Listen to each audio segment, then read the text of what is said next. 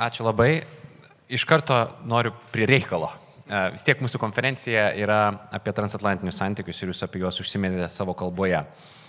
Visai neseniai kalbėjotės telefonu su išrinktuoju prezidentu Donaldu Trumpu, taip pat viešėjote Paryžiuje, kur turėjote progą su juo susitikti, nors aišku, tai ne pirmieji susitikimai, kadangi dirbote dar ir pirmosios kadencijos metu. Tai koksgi tas Donaldas Trumpas 2024 ir 2025 metų sankirtoje? Turbūt būtų šiek tiek neatsakinga jau daryti kažkokias labai gilias išvadas, nes žmogus yra prezidentas elektas ir savo pareigas pradės eiti netrukus, bet vis dėlto ateityje. Man susidarė įspūdis, kad prezidentas Donaldas Trumpas neskuba priimti sprendimų, įsiklauso ir gal net labiau įsiklauso į partnerius. Ir kuomet mato, kad tų greitų sprendimų arba receptų nėra, yra linkęs įvertinti įvairias alternatyvas ir kas daro ypatingai gerą ir pozityvų įspūdį, susitinka su šalimi, kuri yra negailestingo agresoriaus užpulta prezidentu. Ir tai padarė jau ne vieną kartą. Tai padarė ir Paryžiuje. Ir kiek man žinoma iš to susitikimo, taip, ten nebuvo priimta kažkokių tai sprendimų jau lemiančių taikos darybų pradžią, bet vis dėlto suvokimas, kad karas yra siaubingas, kad karo aukos yra labai skaitlingos išskaičiuojant iš abiejų pusių, jis tikrai yra, kaip ir suvokimas, kad Ukraina neturi teisės pasiduoti. Todėl darybų sąlygos turi būti sąžiningos, jos negali vykti be Ukrainos žinios ir šį signalą, vėlgi, kadangi turėjau galimybę pakankamai ilgai pabendrauti ir su Ukrainos prezidentu, ši sąlyga, man atrodo, buvo išlaikyta ir tai buvo bene teigiamiausias įspūdis, kurį prezidentas Zelenskis išsinešė iš šito susitikimo. Kokius aspektus jūs pabrėžiate, kai kalbate su Jungtinių valstijų lyderiais, gal nesiejant būtinai su Donaldu Trumpu, bet tuo pačiu atsižvelgiant jo specifinę asmenybę ir požiūrį į dalykus, ką Lietuva gali pasakyti Jungtinėms valstijoms? Pirmiausia, pabrėžiu tai, kad Lietuva nėra vien tik tai laukianti mūsų NATO partnerių pagalbos šalis, kad Lietuva yra daranti, kad ir Lietuva yra aktyviai veikianti šalis. Tiek šalies viduje, kadangi tikrai pastaruoju metu priėmėme daug svarbių sprendimų, tame tarpe ir valstybės gynimo taryboje ir valdžios veikloje, kurie yra nukreipti pirmiausia į labai aiškų suvokimą, kokios grėsmės akivaizdoje esame atsidūrę, ką reikia daryti ir puikiai suprantame, kad turime didinti gynybos išlaidas, kad turime atnaujinti ir modernizuoti mūsų kariuomenę, kad turime pagaliau įgyvendinti tuos ambicingus planus, kuriuos esame anksčiau nusimatę toje pačioje valstybės gynimo taryboje, iki 2030 metų sukurti nacionalinę diviziją, pilnai veikiančią. Ir šitas turbūt tikrai daro palankų įspūdį prezidentui Trumpui, kadangi nepaslaptis, kad jis labai dažnai šį klausimą teisingo naštos pasidalymo kelią. Štai ir pastaruoju metu girdime jo pasakymą, kad jeigu NATO partneriai nesiims ir neprisims tam tikros finansinės naštos dalies savo, tai nebus sąlyga Jungtinėms Amerikos valstijoms arba nebus pretekstas Jungtinėms Amerikos valstijoms likti alijanse. Tai galbūt skamba kaip tam tikras spaudimas, bet vis dėlto tai yra, man atrodo, labai suprantamas apeliavimas į tai, kad naštos pasidalymas turi būti sąžiningas. Na ir be jokios abejonės aš visada pabrėžiu tai, kad prezidento Donaldo Trumpo siekiama taika, kad ji būtų sąžininga, kad ji būtų doromis sąlygomis, nes Ukraina gina savo laisvę ir tuo pačiu gina visų mūsų laisvę, kad Ukraina padėjo tiek daug aukų, kad atlaikyti priešo spaudimą ir todėl, ieškodami taikos formulės, mes turime atsižvelgti į tai, kad egzistuoja teritorinio vientisumo klausimas, egzistuoja Ukrainos suvereniteto klausimas ir be jokios abejonės narystės NATO klausimas.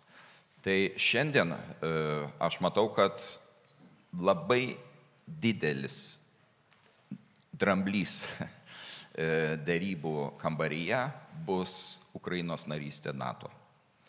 Galima kalbėti apie vienokias ar kitokias teritorijų formulės, bet jeigu teritorijos bus dirbtinai atribojamos, bet Ukraina negaus labai aiškaus kvietimo į NATO, sąlyga bus tiesiog neprimtina Ukrainos pusiai, kadangi tai reikš, kad pasiektas laikinas konflikto įšaldymas ir agresorius tikrai nenusiramins ir agresoriaus neatgrasys pats faktas, kad Ukraina yra NATO narė ir kad tolesnis puolimas jau susidurtų su 5 NATO sutarties straipsnio aktyvavimu. Šitas yra nepaprastai svarbus dėrybų elementas ir manau, kad ties šiuo klausimu turbūt ir bus padėta daugiausia pastangų, kaip susitarti. Leiskite man pristatyti pesimisto požiūrį, ypatingai į narystės NATO klausimą. NATO gali deklaruoti, kad durys narystė yra atviros, bet šiandien jokio apetito Ukrainos realiam priėmimui NATO alijanse nėra. 32 valstybės nepasiektų konsensuso, kad reikia priimti Ukrainą į NATO, o net jeigu ir priimtų, kiltų klausimas, kaip užtikrinti, kad 5 straipsnis veikia efektyviai, nes jeigu Ukraina yra NATO narė ir toliau atakuojama Rusijos sąjungininkai į tai negeba efektyviai reaguoti, tuomet potencialiai subyra visas alijansas. Ar taip iš tikrųjų yra? Jūs turbūt puikiai žinote, kad alijanse taip yra keletas valstybių, kurios dažniausiai laikosi kiek kitokio požiūrio į dalykus, bet visiškai nebejotina Jungtinių Amerikos valstijų lyderystė ir kuomet praeityje, aš prisimenu ne vieną atvejį, mums kildavo tam tikrų klausimų susitarti, nulemdavo Jungtinių Amerikos valstijų žodis ir tas žodis dažniausiai būdavo labai konstruktyvus ir tiesiog padėdavo pasiekti sprendimą. Šiuo atveju aš referuočiau į tą visiškai neseniai nuskambėjusi Ukrainos prezidento pareiškimą, kad jis būtų sutinkantis dėrėtis dėl tam tikro konflikto įšaldymo ar teritorijos padalinimo, neatsisakant vilčių diplomatinėmis priemonėmis tas teritorijas susigrąžinti ateityje, bet su būtina sąlyga, kad kita Ukrainos dalis būtų pripažinta ir iš karto taptų NATO nare. Kitaip tariant, padėjus tašką šitame karinėme konflikte, bet koks Rusijos agresijos proveržis ateityje nuo dienos X, kuomet būtų susitarta, jau būtų traktuojamas kaip galimybė ir svertas įgalinti ir aktyvuoti 5 straipsnį. Ar NATO yra kredibili organizacija? Jeigu jūs klausėte šitaip, aš besąlygiškai tikiu, kad NATO yra kredibili, patikima organizacija ir tai galioja tiek dabar egzistuojančių NATO valstybių atžvilgių, tai galios, nebejoju, ir ateityje, kuomet NATO gretas papildys dar kitos valstybės, naujos valstybės, įskaitant ir Ukrainą. Ką reikėtų padaryti Lietuvai, kad kitų metų gruodžio mėnesį, būdami čia šitoje konferencijoje ir sėdėdami ant scenos, galėtume pasakyti, kad tikrai padarėme per šiuos metus daug, kad Lietuva būtų saugesnė? Ką jūs keltumėte kaip prioritetus? Pirmiausia, turime turėti labai aiškę politiką Rusijos atžvilgiu ir manęs tikrai netenkina tas toks politinis plūduriavimas, kuomet mes viena vertus diegiame sankcijas, kita vertus patys toje sankcijų politikoje numatome vis didėjančias išlygas. Nepaslaptis, kad tai tapo ir kliūtimi susitarti dėl 15 sankcijų paketo, kadangi nuolat matau, kad toje atrodytų vertybinėje politikoje, sankcijų politikoje, prasimuša, tiesiog prasiskverbia labai konkretus vakarų kompanijų interesai.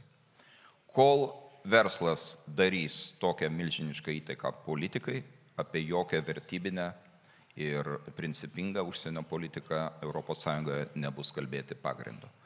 Todėl Rusijos sulaikymo strategija yra ne šiaip kažkoks tai, mūsų šalių, kurios tikrai patyrė tiek daug skriaudų ir neteisybę savo istorijoje iš šito didžiojo kaimyno noras arba ambicija arba kažkokia tai pretenzija. Tai yra tiesiog neišvengiama būtinybė, kad Rusija faktiškai būtų izoliuota ir jaustų visas jos politikos pasekmes.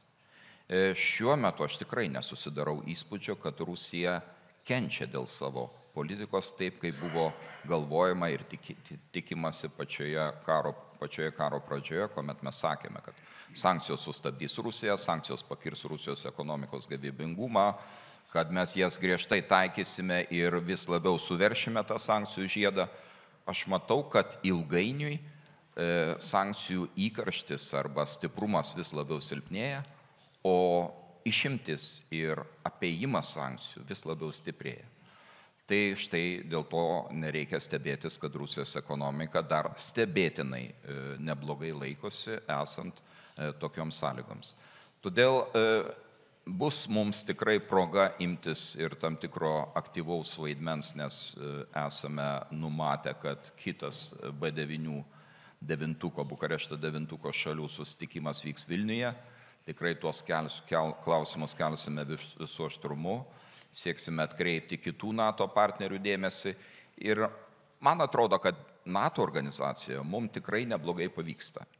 Jeigu ES dėl egzistuojančio sprendimų priėmimo formato, dėl vienabalsiškumo principo mes kartais ir ne kartais, o dažnokai užstringame, tai NATO, tas rytų NATO flango naratyvas, jis yra jaučiamas. Ir jis ne tik jaučiamas, bet jis yra ir implementuojamas svarbiose NATO dokumentuose. Prisiminkime tą patį rytų flango, NATO flango stiprinimą, čia sutelkiant boots on ground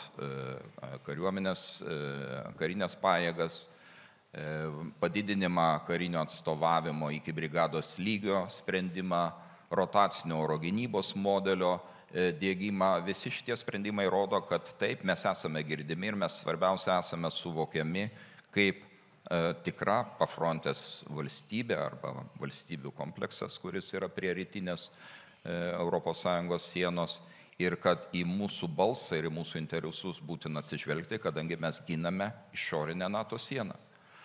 Tai jeigu dar pavyktų štai taip pat įtakoti ir ES sprendimų priėmimą, kad būtų geriau jaučiami ir suprantami poreikiai tų valstybių, kurios formuoja išorinę ES sieną, aš manau, visi iš to tik tai laimėtume. Aš atsimenu, prezidentas Džordžas Bušas, vyresnysis, kadaise per televizinius debatus užmetė akį į laikrodį ir paskui rinkimus pralaimėjo. Deja, aš irgi užmetu akį į laikrodį ir mūsų laikas yra pasibaigęs, bet aš tikiuosi, kad turėsime progų pratęsti šitas labai svarbias diskusijas ir kad lūkesčiai dėl kitų geresnių metų išsipildys. Žinote, aš turiu gerą privilegiją. Aš jau į laikrodį galiu nebežiūrėti, kadangi kitų rinkimų nei laimėsiu, nei pralaimėsiu.